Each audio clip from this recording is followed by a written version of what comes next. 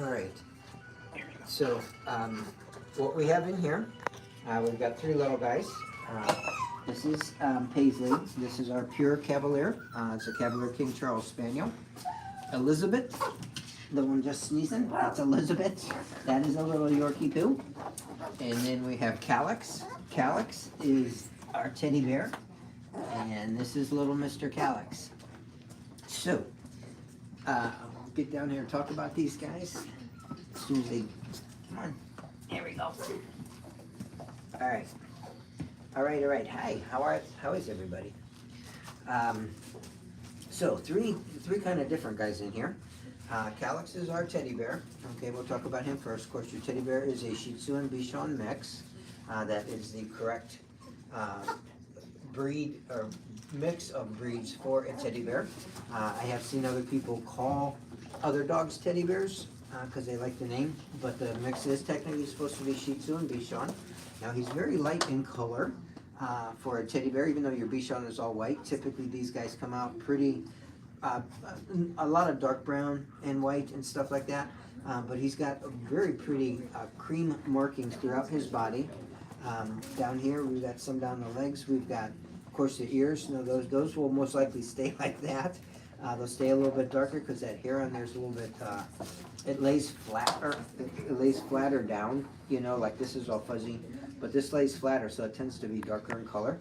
But anyway, so he's going to be about 12 pounds when he matures. He is a scale 3 on our allergy scale, which means he's pretty good if you have dog-specific allergies.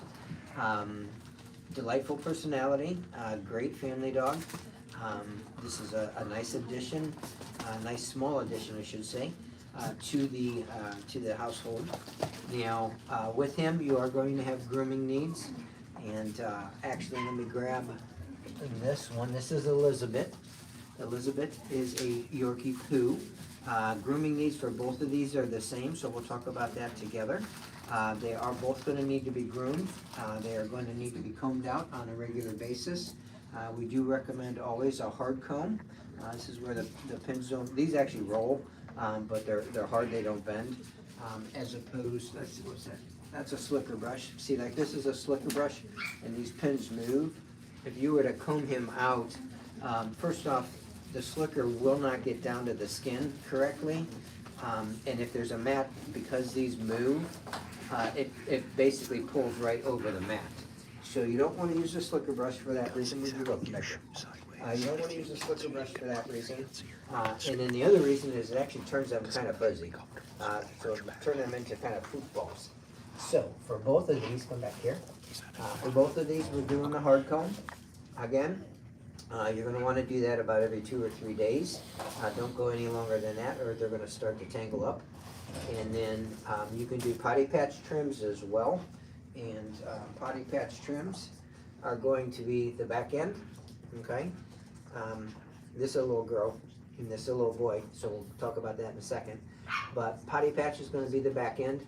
Keep the hair from back here from growing in, because you will get poo that gets hung up in there. On your little boy, like this little one chewing on my hand, we do want to do his belly. His belly has already been done. You can also do around the faces, trimming up the eyes. Oops, trimming up the eyes. Okay, these guys have already been cleaned up pretty good, so we don't have to do too much.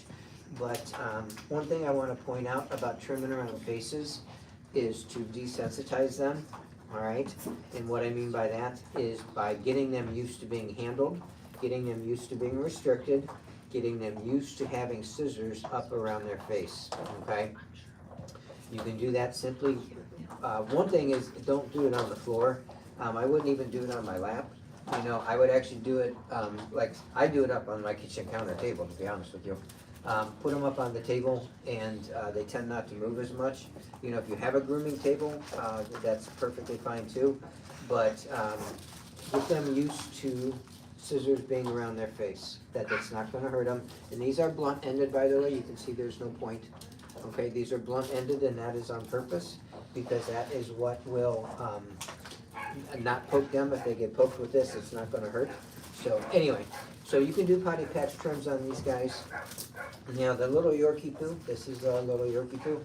She will be smaller in size than he is. She's going to be about 8 to 10 pounds, and with her, she is also a scale 3 on her allergy scale, which means she's pretty good. She does have very traditional Yorkie markings with the black and tan, so a pretty little thing, but definitely a curly coat, a wavy coat, whereas your Yorkie tends to be a more straight, more flat type of coat. But anyway, now this little one here who keeps bothering me, this one is our Pure Cavalier King Charles Spaniel. This is Paisley, and she is Blenheim in color. Blenheim is this red and white. Of course, your Cavaliers do come in different colors. You can get all red. All red is your ruby color. And then you have a tri-black, which is black, tan, and white, predominantly black, but with tan and white markings on them as well. They do have a black and tan in the Cavaliers, not a color pattern you see as much. It is out there, but you don't see it quite as much. The Blenheim is definitely what you see quite a bit, and this is your Blenheim. Now you do want to watch. Now your Cavalier is a shedding breed, okay? They will get a longer coat to them, okay? She's still a baby, so her coat's not fully developed at this point, but you can see, like on the tail, you can see some of the feathers. Give me your tail. You can see some of the feathers starting. Okay, her tail will get to be full feather. You will drop feathers all down the back of the legs. You can see them here on the front legs already starting, but they're pretty small. But these feathers grow in pretty nicely, and they're actually really, really pretty when they're, once their adult coat is in. Now your Cavalier is typically in about the 16-pound range, and like I said, this is a shedding dog, so we don't have grooming needs so much with these guys. One thing you could do is to thin the ears out a little bit. This is your Spaniel ear, so it's a very heavy. The ear sits down. See how the ears are sitting down pretty heavy. By thinning them makes the ears a little buoyant. And what you want, you do have to watch because they're Spaniels, their ears getting dirty. Their ears also getting. These guys are a little bit more prone to ear infections because they don't get proper air circulation around their ear. So by thinning this out a little bit, and they make a thinning scissor.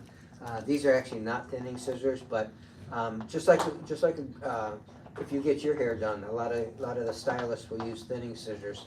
Where one end is sharp and the other end has got like teeth in it, so it only takes out part of the hair. But they do make thinning shears or thinning scissors for dogs as well, and you can definitely use that on these guys. You could always take them to the groomer if you wanted to. That's okay. And have your groomer clean them up or whatever.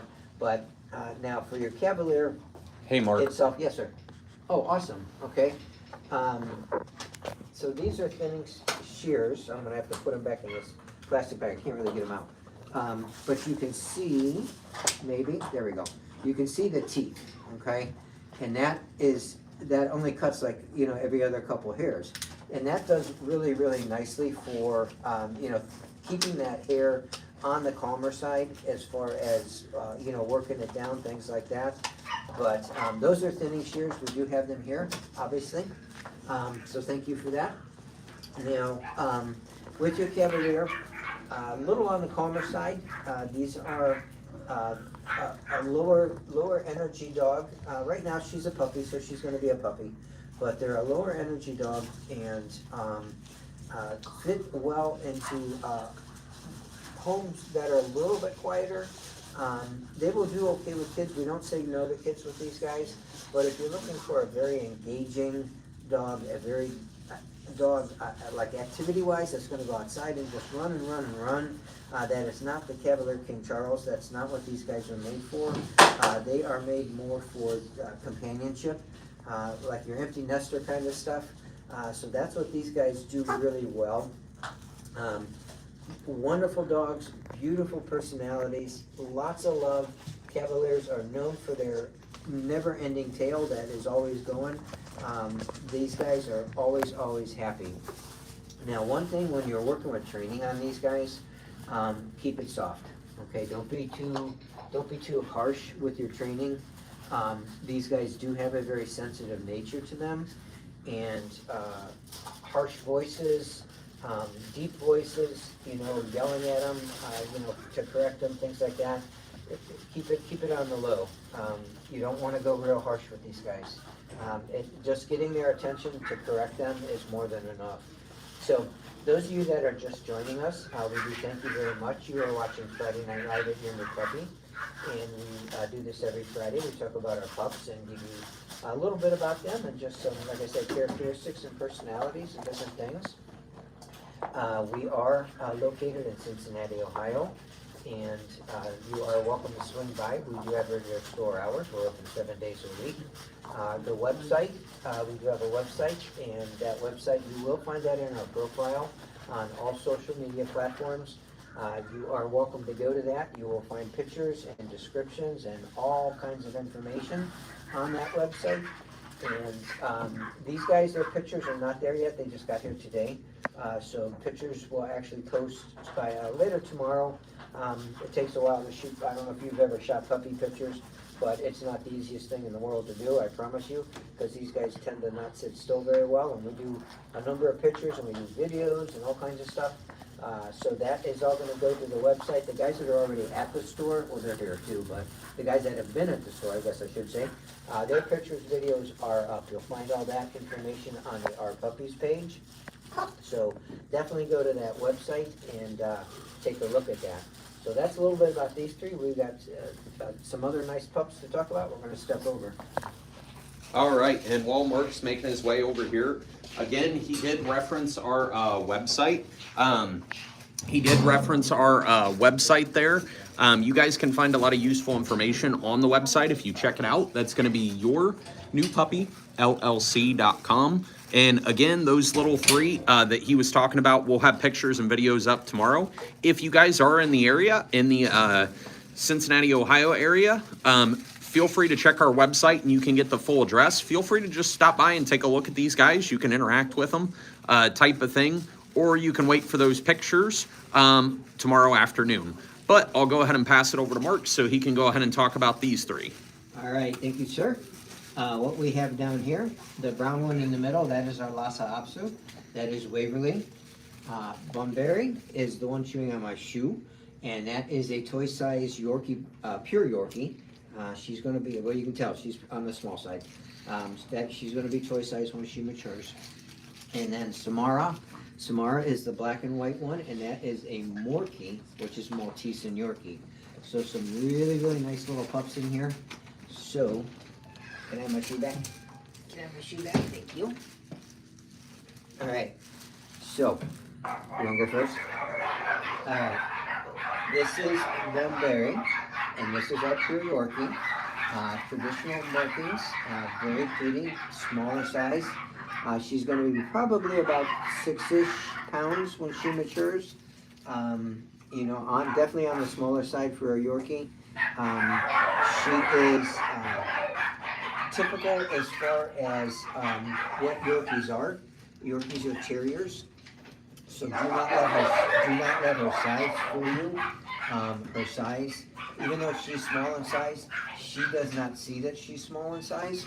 So, you know, to her, she's going to be a 100-pound Rottweiler as far as she's concerned, because that's the mentality that these guys have. You do want to, when you're working with Yorkies, I personally I love Yorkies. I actually have two myself that are just, you know, pets just in the house. And I like their personality, I like their sass, because they do tend to be a little sassy sometimes, and that's the kind of dog I like. Of course, if you're, you know, snuggling with them and holding on them and loving them and all that kind of stuff, these guys do, you know, they soak that up pretty good. This one's chewing on my fingers at the moment, but yeah, so they do really good with that. Now, well, grooming needs, I'm going to talk the same for all of these guys because they're all the same, so we'll deal with that in a moment. When you're training, when you're working with a Yorkie, you do need to be very consistent with these guys. They are known for, and they are pretty headstrong, okay? These guys, their mind is very independent. They're not stupid by any stretch. In fact, they're very intelligent, but because of their mindset, They basically have the mentality of, I will do it when I pretty much feel like doing it. So you have to work with that. You know, they are trainable, don't get me wrong. They are trainable, you do have to be consistent about it. This is a pup that I would probably, if you are a novice dog owner, some puppy classes might be a good idea once she's had all her shots. That might be a good idea for you, because those puppy classes teach you how to teach the dog. And that's one of the biggest things that people run into. Dogs don't understand our English, our language. They read our body, and they read what's going on around you. They're very hypersensitive to that. But getting dogs to understand you is a little bit of a gift, okay? And it's one you can learn, but sometimes you need a little help doing that. So puppy classes are really good because they're good for the dog.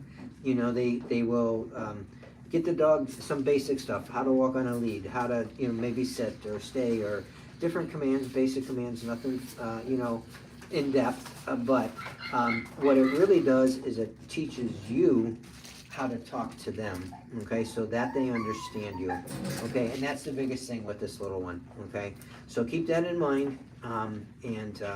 You know, this is we do have her marked as a serious inquiry, her and the little Morkie, and I'll talk about her next, and that's really because of their size.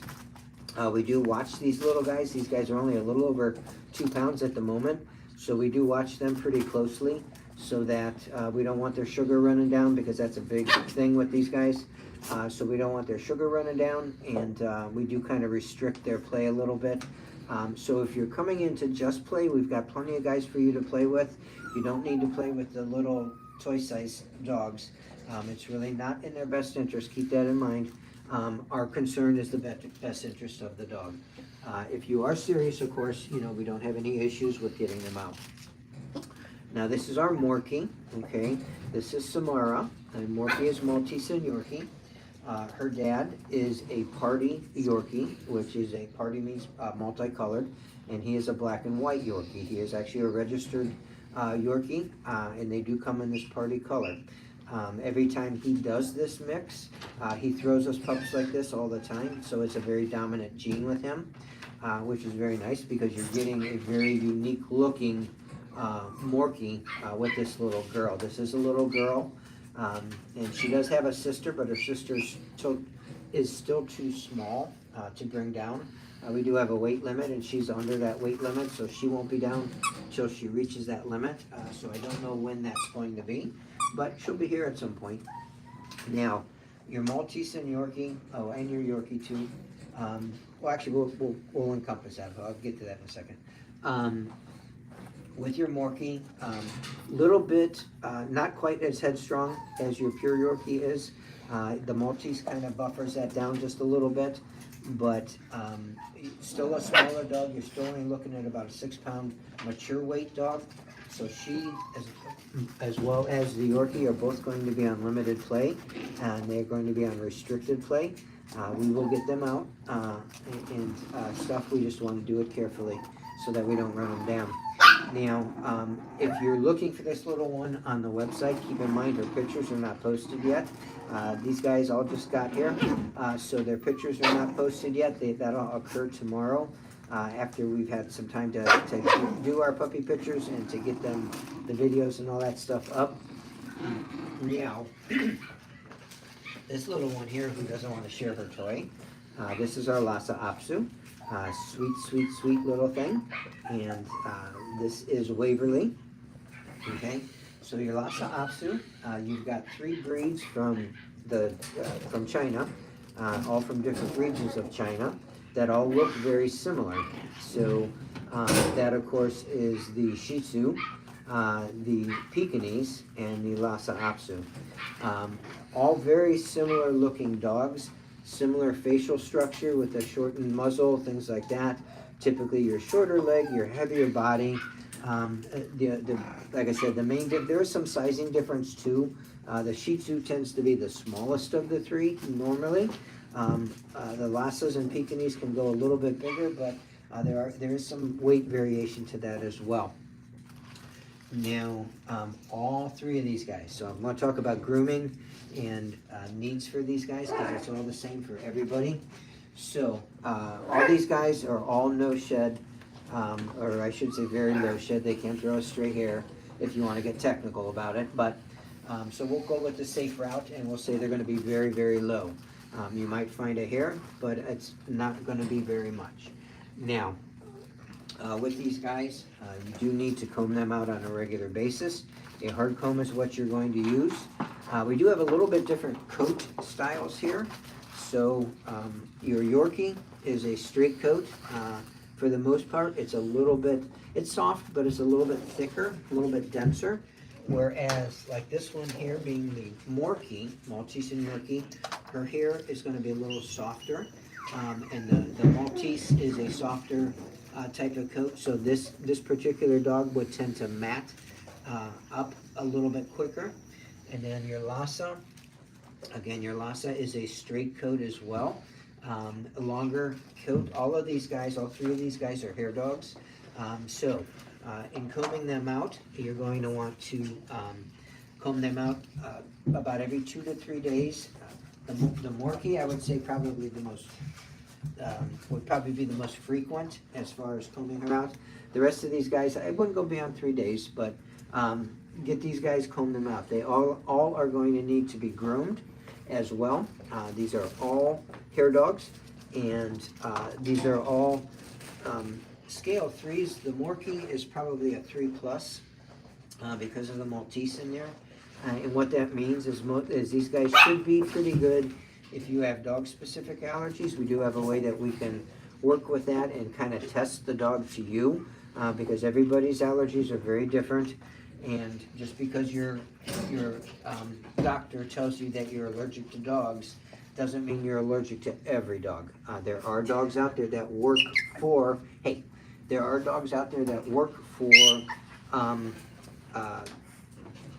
allergies, dog-specific allergies. Now, we are talking dog-specific, we are not talking environmental. Environmental is going to be dust and danders and pollens and things like that. That has nothing to do with the dog. You could have, hey, that's me. You could have environmental allergies and not have issues with dogs. So keep in mind that things are different. So anyway, going to the groomer, that is a necessity with these guys. The coats are going to grow at different lengths, or different durations. Your Yorkie, for the most part, tends to grow on a slower scale. Their coat doesn't grow quite as fast. Although, like I said, I have 2 Yorkies myself. One of my little girls, really, the only thing I do with her is trim her up with scissors, because her coat really doesn't grow at all. I will just simply kind of trim the length off a little bit, just using scissors, of course, round pointed. But my other Yorkie, her hair grows actually pretty quickly, and I have to groom her about every 8 weeks. The Lhasa, the Morkie, I'm going to say about every 8 weeks on these guys as well.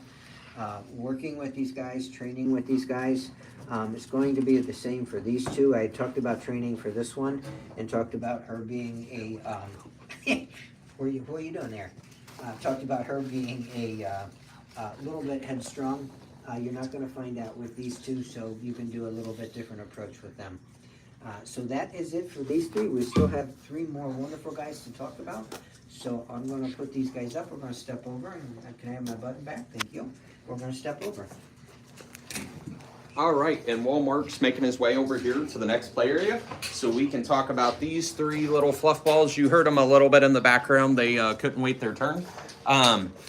Again, a little bit more about us. If you guys want to find out more information, check out our website. That's going to be yournewpuppyllc.com. If you guys go on there, we do have pictures and videos on the guys that we have available, except these guys. We will have those up tomorrow afternoon. Do feel free as well, too, if you guys are in the Cincinnati, Ohio area, feel free to also just stop by the store. Business hours are on the site. Again, website is yournewpuppyllc.com. But I'll go ahead and pass it over to Mark so he can talk about these 3. All right, thank you, Michael. So we have this little one here. I love his color too. I think he's pretty special. This is our Havapoo. This is Baron.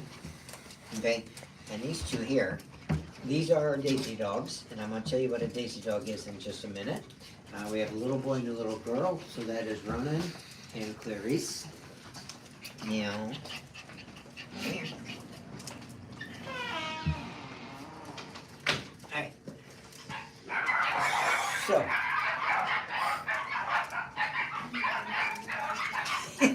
Oh my heavens. Mark's gonna have fun trying to keep those two in place. I can't even get them. Okay, so these are our Daisy dogs, which are just being kind of wild. Of course, this is my personal litter, which explains a lot. I tend to raise little crackheads, but that's kind of what these guys always turn out to be. And that's, we'll talk about that for a second. So socialization, okay? Really good point. People a lot of times have been misinformed about dog breeding and dogs that are social, antisocial, whatever. Ohio has some really good laws. Actually, a lot of states do anymore. And those laws include socialization, okay? Time you're supposed to spend with the dogs and working with them, working with the parents, things like that. When you spend time with your breeding dogs, your mama, she's whelping and she's got these little puppies, and you're in there, and if mom is laying very calmly with those pups, and you're in there, you're messing with mom, and, as the pups get older, when they're about 4 weeks old, they start kind of navigating around. Prior to 4 weeks, they don't do too much except eat and sleep, but after about 4 weeks, you spend a little time with these guys, and it's not hard to do. It doesn't take a lot. You spend a little time, you reach in, you pick them up, you touch them, and you can see this is what you get, okay? And that is a lot of the breeders anymore, okay? Breeders get a really bad rap, unfortunately. There's a lot of crap out there about dog breeding. And some of it may have been true, back in the day, but breeding has come so far. And I as a breeder, what the other guys that we buy from, as breeders have to do with these dogs, and you do it because you want to. It's fun. I mean, who doesn't want to spend their entire day with dogs? I work 7 days a week, and I work from 10 in the morning until, almost midnight, and that's every day. And people are like, you're crazy. And I'm like, no, it's not even work, it's easy. It's a piece of cake to do it. So, socialization is very important with animals. If you socialize your breeding dogs, this is what you get, right here. There's no other way to put it. Their mom is super social. She's one of my favorites. And Kalani is her name. She is actually a Pouchon, okay?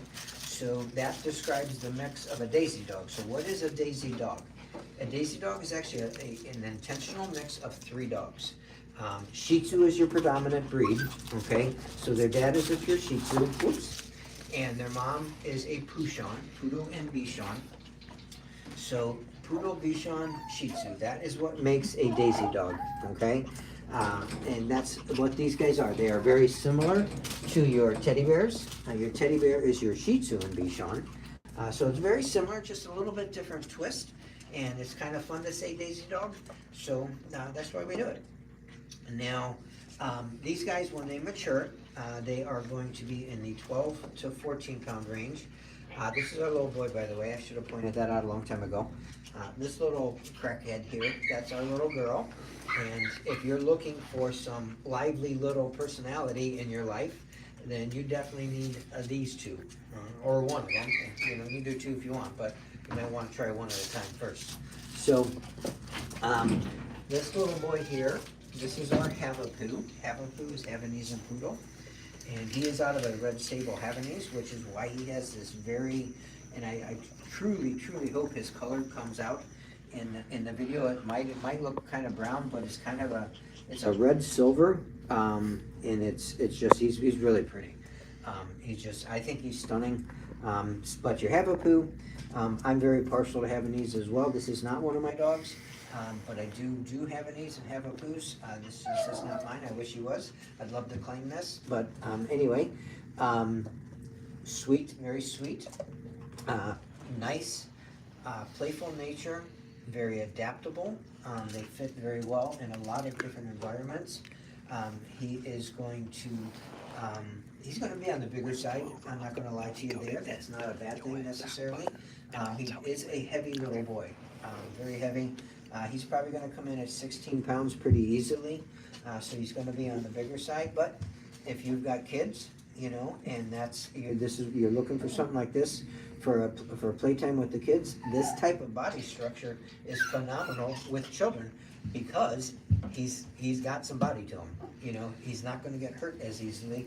You know, especially if you've got little ones. You know, they trip, they fall, and stuff like that. So he's going to be a little bit more resilient to deal with the kids. So sometimes it's nice to have and that's still considered a small breed. You know, anything under 20 pounds is still actually 25, but anything under that is still considered a small breed dog.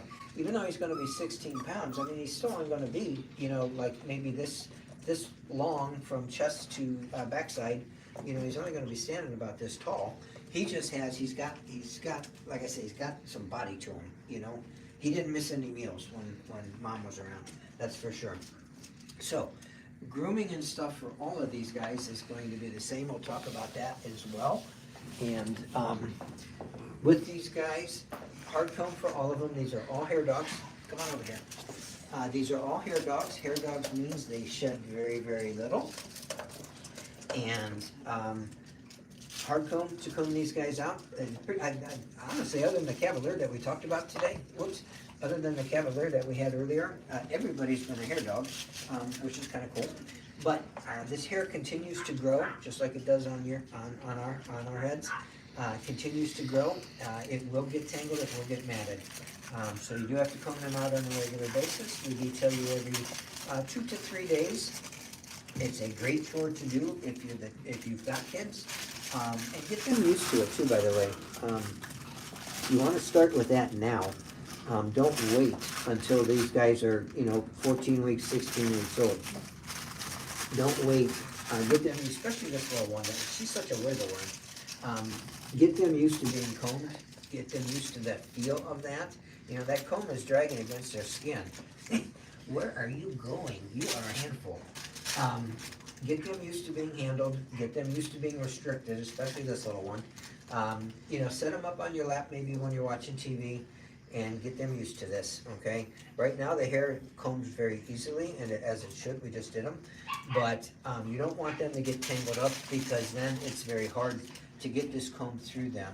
So get them used to stuff, guys. You know, that's the best advice I can give you.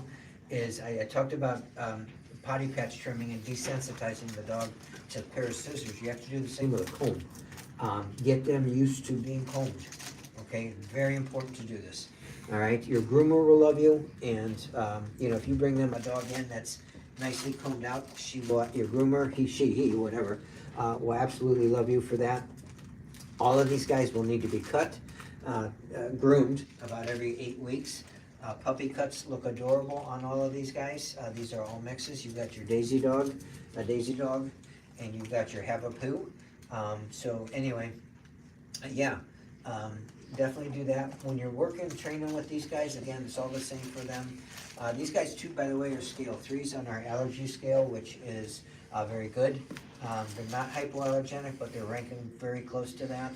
And your dog allergies, if you have dog allergies, for the most part, these will work. A lot of people, when they come to us, they're like, hey man, I've got dog allergies and I need to have hypoallergenic. And luckily for you, that's actually not always true. There are dogs that will work a mix. Like this is a poodle mix. So that works. This is a Bichon and poodle mix. Okay, so that makes this dog a very good candidate for people with dog-specific allergies.